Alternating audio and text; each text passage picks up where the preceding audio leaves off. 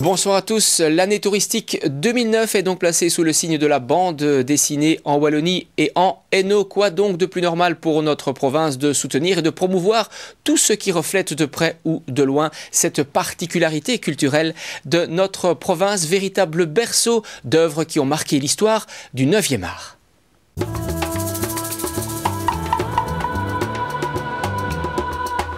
2009 est l'année de la bande dessinée en Belgique et la province de Hainaut ne ratera pas le coche. Il est vrai qu'avec Casterman à Tournai et Dupuy à Charleroi, la province est clairement l'un des berceaux du 9e art.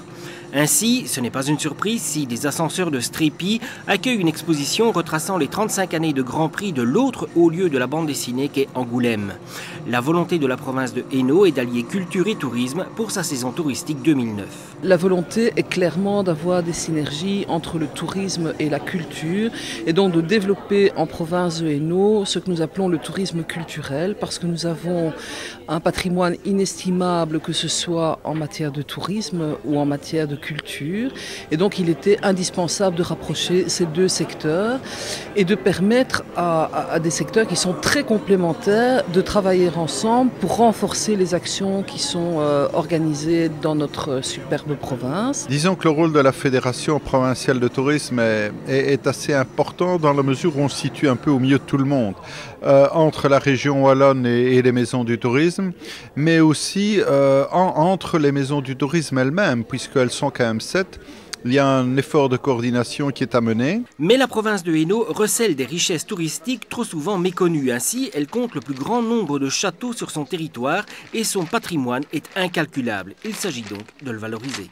Ce que nous souhaitons aussi, c'est pouvoir à terme créer des itinéraires. On pourrait imaginer une route des châteaux, on pourrait imaginer une route de la mine. On a des sites miniers majeurs qui pourraient à terme être reconnus patrimoine mondial par l'UNESCO. Et donc tout ça sont vraiment des projets que nous désirons mettre en place et développer. Autre exemple, la province compte le réseau de voies d'eau et de canaux le plus étendu en Belgique, notamment au travers de sa gestion du parc des canaux. Ce parc des canaux reste un moteur important et ça permet aussi de développer des synergies pour toute une région.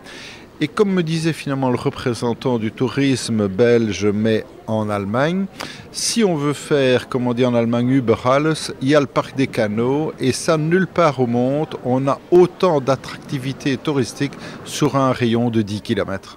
Nous avons les richesses, encore faut-il les faire connaître. À titre d'exemple, à l'aéroport de Charleroi, rien ne rappelle ces richesses, d'où la volonté de les faire connaître et de développer un tourisme d'affaires. Le tourisme d'affaires, c'est aussi essayer de toucher les congressistes qui pourraient venir participer à des congrès, à des colloques dans notre région, mais c'est aussi démarcher envers les entreprises et pouvoir organiser des événements. Il faut savoir que sur les péniches que nous avons au niveau des voies d'eau du Hainaut, mais il est très possible d'organiser des congrès. Il est possible d'organiser des congrès au nouvel ascenseur de Strépitieux et dans d'autres lieux, comme le Grand Tournu également. Bref, 2009 est une année charnière et les objectifs de la province de Hainaut ne sont sans doute jamais autant sortis des cases traditionnelles. Une année de BD, on vous dit.